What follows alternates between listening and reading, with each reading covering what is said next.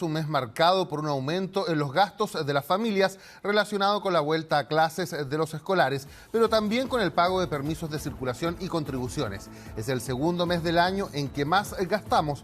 Marzo es una constante preocupación para el bolsillo de los chilenos y este año las familias hacen esfuerzos para no afectar tanto el presupuesto. Y para analizar precisamente cómo podemos ajustar el bolsillo con los gastos en este mes, vamos a tomar contacto con Benjamín Jordán, abogado experto en deudas. ¿Cómo estás, Benjamín? Bienvenido a Chilevisión Noticias. Buenas noches. Buenas noches, un gusto estar nuevamente con usted. Muchas gracias. Preguntarte primero, ¿cómo se pueden gestionar los gastos y el presupuesto en marzo? Bueno, lo primero, como tú bien dices, es que hay que hacer un presupuesto. Esto parece evidente, parece de perogrullo, pero la verdad es que la gente no lo hace. ¿Por qué? Porque si nosotros no vamos a tener mayores ingresos, lo que tenemos es que reducir los gastos. Y para eso tenemos que ver cuáles, distinguir los gastos ineludibles, ¿cierto? Las matrículas, permisos Claro. de circulación, qué sé yo, etcétera, de aquellos que son innecesarios, como por ejemplo los gastos hormiga, que son en estos pequeños gastos que parecen inofensivos, pero que es mucho el presupuesto que abarcan. También, por ejemplo, los servicios que no ocupamos, como el típico seguro de fraude bancario que ya con la nueva ley no debe ocuparse, o por ejemplo, cuando tenemos demasiados servicios de streaming y no ocupamos ninguno o solo ocupamos uno. Entonces, hacer un presupuesto y ver cuánto es el dinero con el que cuento, cuáles son mis gastos ineludibles y poder distinguir en dónde se me va aquel dinero que parece ser que se escapa entre las manos. Y con eso, efectivamente, ya tenemos un primer paso muy importante para poder desarrollar un presupuesto que nos permita, digamos, sobrevivir a marzo. Benjamín, tocaste un punto que llamó mi atención y que es básicamente que uno, por ejemplo, no es necesario gastar en este seguro que nos entregan los bancos muchas veces y que es contra fraudes. Hoy con la nueva ley efectivamente puedo eliminar este seguro por completo y igual puedo tener las garantías, o este seguro, por ejemplo, acelera los procesos en caso de que una persona sufra un robo, o no es tan así. La verdad es que en rigor con la nueva ley deberían haberse eliminado todos esos seguros. Ujú. Lamentablemente ocurrió algo que está al borde de lo legal y que dice relación con que los seguros disminuyeron su costo, pero se siguieron cobrando como complementarios. Claro. Eso evidentemente no estaba dentro del contrato, no es algo permisible y deberían darse de baja. Pero también, tan como ha advertido CERNAC, cuando existen este tipo de seguros tiene que ser tan fácil la contratación como la cancelación de estos seguros. Y la verdad es que la mayoría de estos seguros se contrataban por teléfono y para poder salir de ese seguro hay que hacer un montón de gestiones engorrosas. Ahora, independiente de eso, uno puede distinguir que existen muchos seguros que efectivamente uno no ocupa y que evidentemente no pagándolo se reduce mucho la carga. Incluso ahora que estamos hablando por Pluto TV, Pluto TV es una plataforma gratuita y Sí. muchas veces las personas ocupan, digamos, servicios de streaming que no tienen, o sea, ocupan 5 servicios de streaming, 4 servicios de streaming y la verdad es que no ven ninguno. Mm. Entonces, evidentemente acá es muy importante ir al detalle, porque la gente tiende a pensar que son gastos insignificantes, pero en realidad ahí se juega el presupuesto. Ahora también, ¿cómo se pueden gestionar bien las deudas para llegar a fin de mes con algo de dinero? A ver, vamos a decir lo teórico y después vamos a lo práctico. Obviamente para gestionar lo ideal es ahorrar, es anticiparse, Ujú. ahorrar los meses de menos gasto para poder cubrir aquellos meses de más gasto. Pero esto que yo estoy diciendo, si bien es cierto, en Chile es violento decirlo. ¿Por qué? Porque la mediana de sueldo en Chile son 457.000 pesos aproximadamente. De manera que la capacidad de ahorro de las familias es ninguno. ¿Ya? Entonces, por ejemplo, en este caso existen otro tipo de consejos que son mejores, como por ejemplo cotizar. CERNAC ha visto que en útiles escolares hay diferencias de casi el 160% Sí. y en prendas escolares del 200%, y sin que exista una diferencia tan gravitante en la calidad de los productos. En consecuencia, por ejemplo, cotizando podemos disminuir harto nuestros gastos. Lo otro que es importante es evidentemente anticiparse las compras, porque la gente dice voy a comprar los útiles escolares en marzo, pero uno podría comprar los útiles escolares en meses muy anticipados, cuadernos en tiempo en que en realidad no es tan caro, porque hay que recordar que en la medida que sube la demanda de un producto, sube su precio. Sube su precio. Eso, por ejemplo, nosotros lo pudimos ver con los autos usados. ¿Recuerdas que cuando todo el mundo quería autos usados y efectivamente había la liquidez para comprarlos, los autos usados llegaron a subir un 60%? Sí. Entonces, lo ideal es tratar de comprar antes. En todo caso, por ejemplo, las compras de Navidad, mucho antes de Navidad, las compras, digamos, los útiles escolares, mucho antes, en la medida de lo posible, cuadernos, etcétera, cosa que en estos meses no se concentre todo el gasto. Ujú. Ahora también preguntarte, bueno, en el ideal, si es que una persona pudiera, por ejemplo, ahorrar, ¿cuál sería el porcentaje del sueldo que debería ahorrar para tener como colchón, digamos, en estos meses como marzo? Lo ideal sería al menos un 10%. Y en rigor, las personas deberían no estar sobreendeudadas y se ha entendido por CERNAC que el sobreendeudamiento es cuando uno tiene comprometido en apalancamiento financiero más del 25% de sus ingresos líquidos mensuales. ¿Ya? Ahora, eso es lo ideal, pero convengamos que en Chile es difícil decir esto, porque tal como dijimos, la mediana de sueldo, es decir, la mitad de los chilenos gana 457.000 pesos o menos, y con la inflación que hay, es muy difícil decir a la gente, oiga, ahorre, porque evidentemente la gente dice, con 457.000 pesos mensuales, ¿yo de dónde voy a poder ahorrar? Y acá hay que decir algo muy importante, porque hoy día se dieron declaraciones muy potentes en torno al IMASEC, pero hay que decir de que a nuestro juicio todos los otros expertos se equivocan al decir que este año la inflación va a bajar. Y quiero explicar este punto. Porque la inflación el año antepasado fue un 7,7% anual.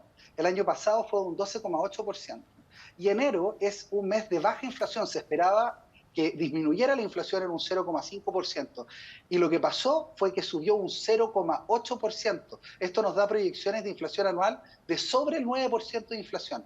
Y esto se va a agravar más aún por este motivo, porque los servicios hoy están pagando IVA. Eso quiere decir que se encarece sus costos en un 19%. Y los servicios antes bajaban la inflación en la canasta del INE. Entonces ese 19% de alguna forma u otra se va a trasladar a precios. Y si sumamos el 6% que se va a agregar previsional, estamos hablando de que habría eventualmente un margen de un 25% en el cual podrían subir los precios a los servicios. Evidentemente no va a ser ese 25%, pero no sería, digamos, ridículo pensar que este año la inflación va a superar el 9% y que las estimaciones de baja de inflación no se van a cumplir, producto de que por primera vez los servicios están pagando IVA, y los servicios, a diferencia de los productos, no pueden deducir los gastos de la fabricación de un producto, porque los servicios en general tienen que soportar el IVA completo, y por eso antes los servicios no pagaban IVA. Ujú. Ahora, Benjamín, escuché que señalaste que más de la mitad de las personas en Chile ganaban el sueldo mínimo, 450.000 pesos, pero se condice eso, por ejemplo, con la realidad, teniendo en cuenta que, por ejemplo, hay estimaciones del Instituto Nacional de Estadísticas que hablan de que 2,5 millones de chilenos trabajan de manera informal, muchos de ellos de manera formal también, pero por fuera reciben bonos que finalmente no son declarados, no hay pago de impuestos, no hay pago de contribuciones, no hay finalmente un tributo a la sociedad. Entonces se condice esa cifra, ¿podría considerarse fidedigna realmente? La verdad es que quien da la cifra de 457.000 pesos de mediana de sueldo es el Instituto Nacional de Estadística. Ujú. Ahora, supongamos que no nos regimos por la mediana, sino que nos regimos por el promedio. Claro, porque Porque existe esta otra expliquemos estimación esto. que te decía yo, que son 2,5 millones de personas, Expliquemos, que no es no, menor. es que es importante entender esto. Expliquemos este punto. Cuando hablamos de la mediana, hablamos de cuánto gana la persona que está en la mitad, Ujú. ¿no? De todos los ingresos, el que está en la mitad. Pero cuando hablamos del promedio, es que promediamos los de mayores ingresos con los de más bajos ingresos. Por ejemplo, el promedio en un país en que viven dos personas y uno gana 1.000.000 y el otro cero, sería 500.000 pesos, ¿se entiende? Sí. Por eso los promedios no son tan fidedignos. Pero si nos vamos al promedio, el promedio sería 678.000 pesos. Igualmente, 678.000 Es pesos por una bajo. inflación acumulada en 2 años es bajo. O sea, pongamos que la cifra real con el empleo informal es el promedio. Igual hay que entender de que decirle a una persona que ahorre es algo, Sí, digamos, como violento. sí, Ese es el se punto. Vamos a entiende, coincidir se en eso. entiende. Ahora, ¿en qué tipo de servicios, por ejemplo, y productos se endeudan más las personas en marzo? Me imagino que muchas veces en el pago de los permisos de circulación, sumado, por supuesto, también a los gastos escolares. Sí, por supuesto. O sea, los seguros son servicios en que la gente se endeuda mucho, seguros escolares, por ejemplo. Y Ujú. acá es muy importante señalar la importancia de cotizar, porque sobre todo por el SOAP, digamos, si vemos los seguros, digamos, del tema automotriz, Sí. en general la cobertura es siempre la misma, pero los precios son muy variantes. Entonces, en rigor, como la cobertura será la misma, las personas deberían buscar el seguro más barato, porque no le va a dar mayor cobertura un seguro más caro. Y por eso es importante la importancia de cotizar, sobre todo en el ámbito de los servicios. Bueno, y obviamente, producto del alza del 19% en los servicios, esto va a impactar a rubros que hasta el momento se habían sostenido de manera tan valiente, como por ejemplo los gimnasios.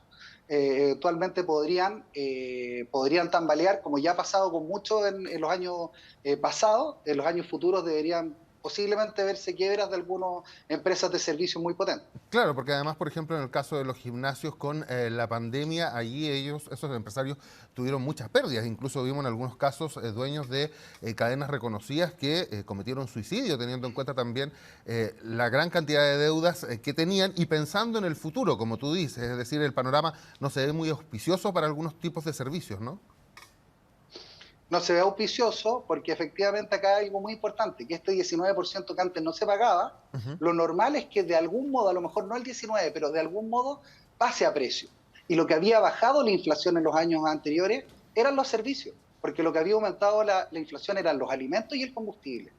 Entonces, hoy día, si es que efectivamente los servicios que antes daban a la baja la inflación, hoy día suben la inflación, no es menor pensar, o no es improbable pensar, de que la inflación de este año va a ser superior al 9%.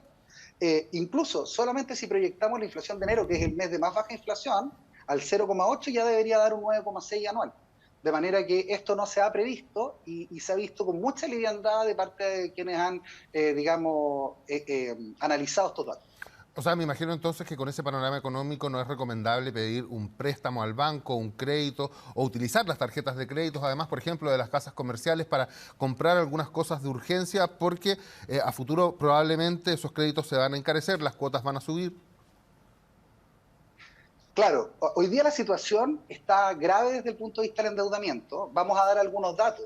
El Sí, 61,9% de los deudores morosos está en el segmento socioeconómico D. Es decir, se ha aumentado mucho el endeudamiento para comer. Y esto se ha visto en el endeudamiento en el retail, que pasó en corto plazo de un 40 a un 46%.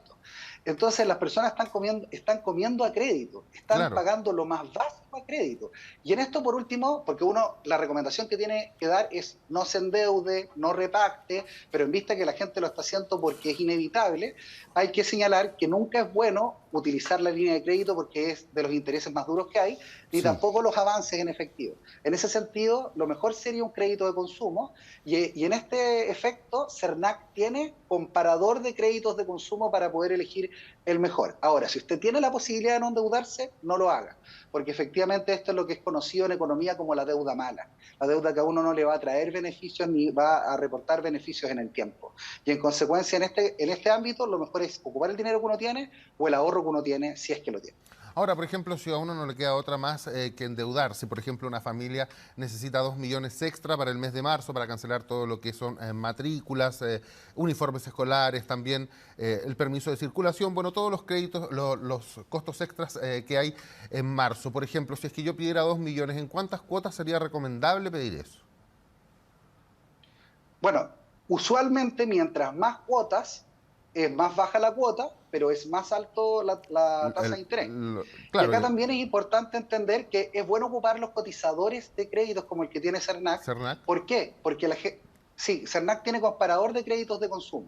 Entonces ahí uno puede ver cuál es el que más le conviene, ¿ya? Y es perfecto. importante ocuparlos porque los créditos de consumo no son solo tasa de interés. Esto le pasa a la gente más experta. Me ha Sí, pasado con muchos ingenieros que calculan solo la tasa de interés.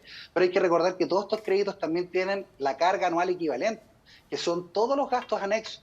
Y en estos comparadores de créditos también se estima la carga anual equivalente.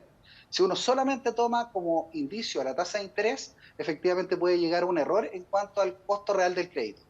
Y por eso la invitación es a cotizar y la invitación es que si se tiene que endeudar, que no es lo ideal, no lo haga a través de la línea de crédito de avance en efectivo, sino que usualmente la opción más barata es los créditos de consumo. ahora, preguntarte respecto también al tema de los créditos de consumo. Hay personas que, por ejemplo, piden un crédito de, no sé, 3 millones de pesos a 2 años y cuando ya han pasado 5 meses, eh, de alguna manera obtienen el dinero para poder saldar ese crédito completamente. En ese caso, los bancos tienen que eliminar los intereses, cualquier, por ejemplo, cobro futuro, o si es que yo utilicé ese crédito, hice varias compras a crédito, por ejemplo, no sería correcto que me llegara, por ejemplo, una cuota nuevamente si es que yo ya cancelé la tarjeta completamente, pese a que haya utilizado ese dinero en cuotas. Sí, la ley 18.010 de operaciones de crédito de dinero permite el prepago de las deudas y eso trae reducciones importantes en torno al monto total del crédito con los intereses. Entonces, efectivamente, prepagar siempre es una opción y el banco no podría, digamos, prohibir el prepago.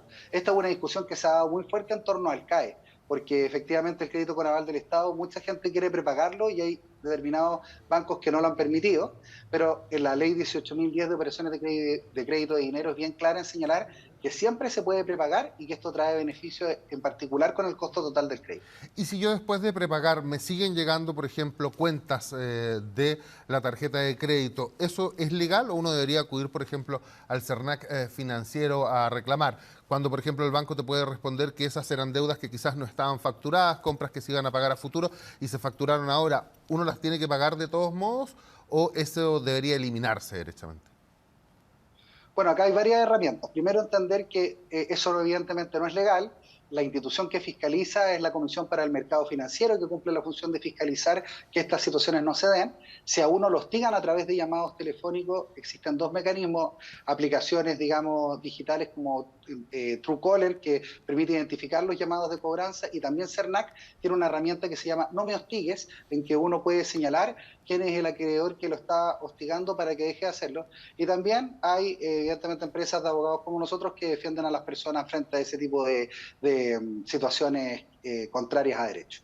Ahora, preguntarte también cuáles son las recomendaciones para ahorrar en este mes en particular en marzo. Yo sé que lo señalaste varias de ellas al principio de la entrevista, pero me gustaría que por favor las pudiéramos nuevamente mencionar para las personas que se están uniendo también a nuestra sintonía. Encantado. Los principales consejos primero es tener un presupuesto, saber cuáles son nuestros ingresos y cuáles son nuestros gastos. Y en los gastos, entender cuáles son los necesarios de los innecesarios, aquellos ineludibles de aquellos que en realidad no podríamos prescindir de ellos.